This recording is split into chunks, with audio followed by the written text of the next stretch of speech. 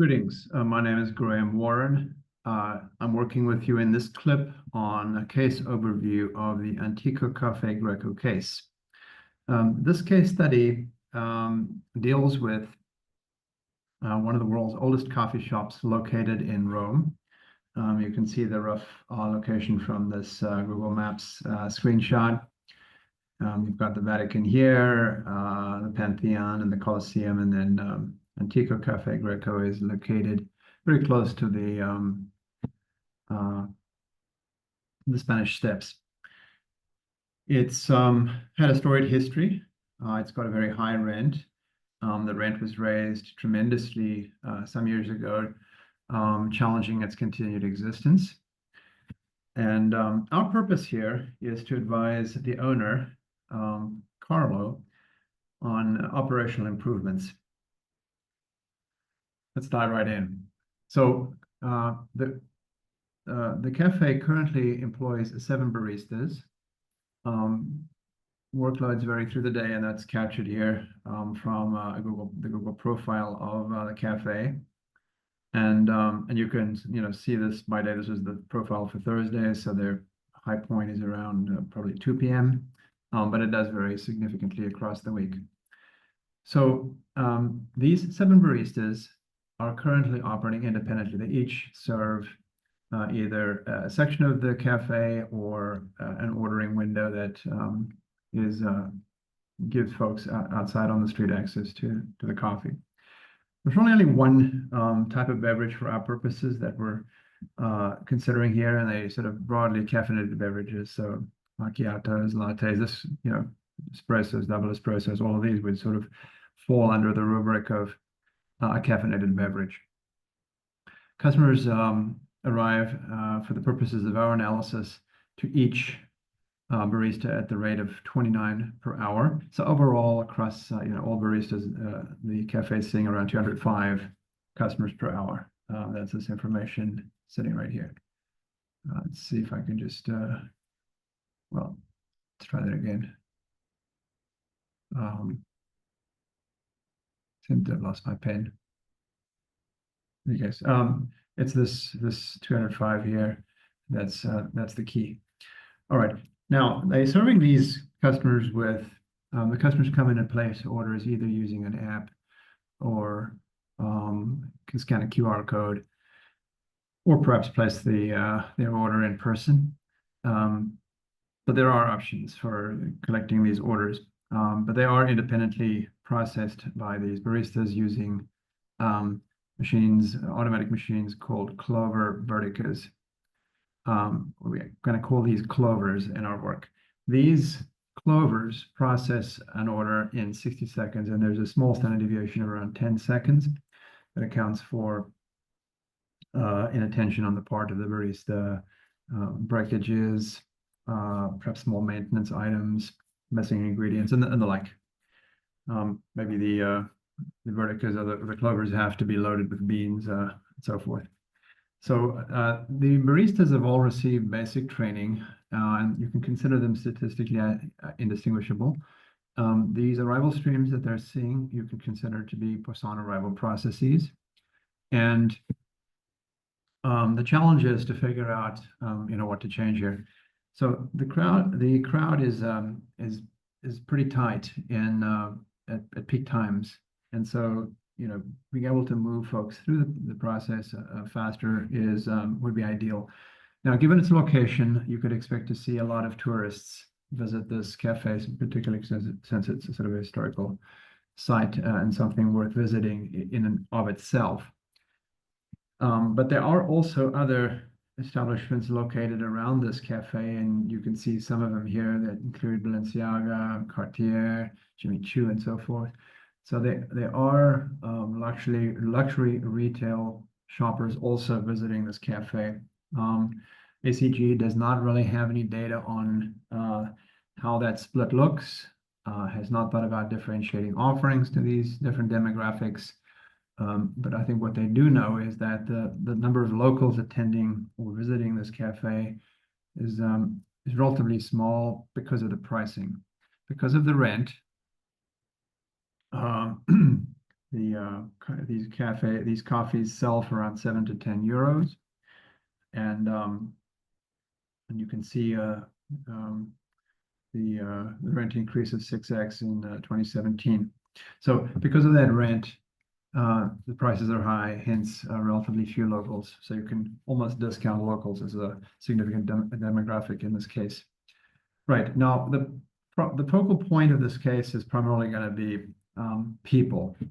The triple bottom line, has these three lenses: people, profit, planet, and people. Profit does have to remain an objective, but it's a secondary objective here. So we're taking as primary consideration people and looking at two particular considerations there: the employee experience and the customer experience, the EX and the CX. And looking for innovations there that make sense, that improve both, hopefully elevate both, respecting the need to make a profit and make Carlos some money. All right, so other significant considerations that are going to pop up in your analysis. There's an option to train the baristas to sort of give them heightened operational leadership and artistic skills. That comes at a cost of 29.95 euros, 2,195 euros, which ACG would have to cover, meaning Carlo. And any employees, any baristas who undergo that training would not have to be compensated for their time, so they would be contributing their time to get the training that would take place over about 15 weeks and would involve 100 hours of commitment, coaching, training, and so forth. So the innovations that Carlo has sort of mulled in recent times are the following. He wonders if he has the right number of baristas. He has 7. So the question is, should he have more or less? Maybe hire or fire some baristas. It's an open question for him. Also, should the training be completed by one or more of these baristas? And he also is considering making them less independent, pooling all the orders and having them sort of work as a team to service all these orders. So having sort of one, central order stream, and then available baristas would sort of pull orders off the top of the stack, off the top of the order queue, and serve them. He thinks that'll improve, operational efficiency. It'll be to the advantage of customers in reducing their waiting times, but doesn't know how that move from sort of having baristas be independent operators, moving toward a sort of a team setting, how that might look. It could affect tip income, other considerations. Maybe folks do want to be solo navigators, so something to think about. And he wants guidance on that. So with regard to the CX, the customer experience, he notes that reviews around 3.9 to 4.1, depending on when you look. He's sort of keeps a watch on Google and TripAdvisor reviews. Doesn't have a lot of room to navigate on price, but hopes to improve the CX based on some ideas that he got from one of our colleagues who stopped by his cafe in recent years. And the two ideas that were put to him are that psychology matters, and sort of like didn't get enough opportunity to engage with the person on this and doesn't really know what to do with it, wants guidance on that idea. And then the second is that variance hurts. So, he wonders if, although the average service time or waiting time may be adequate, even good, he wonders about, folks who get served very slowly, just, at maybe peak periods of the day where something goes wrong among the baristas, and, somebody has to wait 10 or maybe 15 or even 20 minutes for their coffee. Wonders if those tail end, tail of the distribution waiting times are the ones that predominantly drive claims of poor service in the reviews. And wants sort of a sense of, what does that tail end look like? How bad is it? You'd love to see some sort of dashboard visualization of that. He's been considering, so these Clovers are modern machines, and he's in a highly historical arty setting, museum-like setting, and wonders about the visual fit of these clovers in this setting, and has been considering acquiring one or more Victoria Arduino Venus bars. And you can see what they look like. So they, visually a lot of appeal sort of as an antique, an appropriate fit for the antique sort of character of the cafe. The clovers cost $11,000 US. These Victoria Arduino Venus bars, also known as VAVs, run anywhere from 17,000 to 25,000, depending on if you want a copper or silver look, and and also depending on the features involved there. So here is a copper VAV. He thinks that these VAVs would wow the customers because they are more complicated to operate and only semi-automatic. The average service times would stay around 60 seconds, but the standard deviations would blow up from 10 seconds to 30 seconds for an untrained or basically trained barista. If a barista got the training, the standard deviation on the clovers would remain about the same, 10 seconds, but it would drop from 30 seconds to 15 seconds for a trained barista on a VAV. So there's that option as well.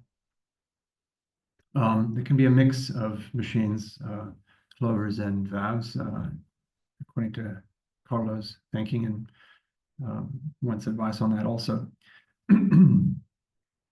So the assignment here is to basically help Carlo out. This is a queuing theory case primarily, so you should use the queuing models, identify which one you're using and why. You would have to basically make a pitch to Carlo. Carlo doesn't have any background in queuing theory, so you'd have to explain this, why you're applying this particular queuing model. Identify KPIs that are relevant to the CX and EX. Do some analysis, get some numbers, argue a recommendation. Is the barista count appropriate? Should these baristas be trained or not? Should there be a pivot to one or more VAVs from the clovers? Should orders be pooled? How to exploit this insight that psychology matters, and any other considerations that you think that crop up in your deliberations, could become part of your recommendation. He's really interested in the distribution of the waiting times. So I remember that tail end of the distribution story. Queuing theory is not going to get you there. So you may want to use the AnyLogic simulation model, a screenshot of which is shown here. And it's this histogram that sort of gives you a sense. This is the base case setup, incidentally. So here I'm analyzing one clover. There are no VAVs in this simulation run. And so you can see the arrival rate's 29, service time 60 seconds. Standard deviation is, for the clovers, is 10. That's relevant here. You can see that the average waiting time for total order to receipt of coffee, to receipt of beverage time is been at 49. Seems reasonable. Utilization is low on these clovers, 48%, so that each barista would be only 48% utilized. And you can see that the worst time is probably around 5 minutes here, 5-6 minutes, which doesn't seem terrible, but this is precisely what Carlo is interested in. Okay, so in the subsequent clips, we will explore these different models, different scenarios that are possible here, just sort of give you a sense of how to use these queuing calculators that are available here, how to replicate or corroborate those results using any logic model. You cannot analyze a mixture of machines using the queuing models. It's either Clover or VAV. But in the AnyLogic model, in fact, you can analyze a mixture of these machines. So that's something to consider. And then, of course, YouTube playlist is here. So there's some guidelines on the deliverable, which is an individually written report. And then there are some rubric items here that are going to be used to assess your submission. See you in the next clip.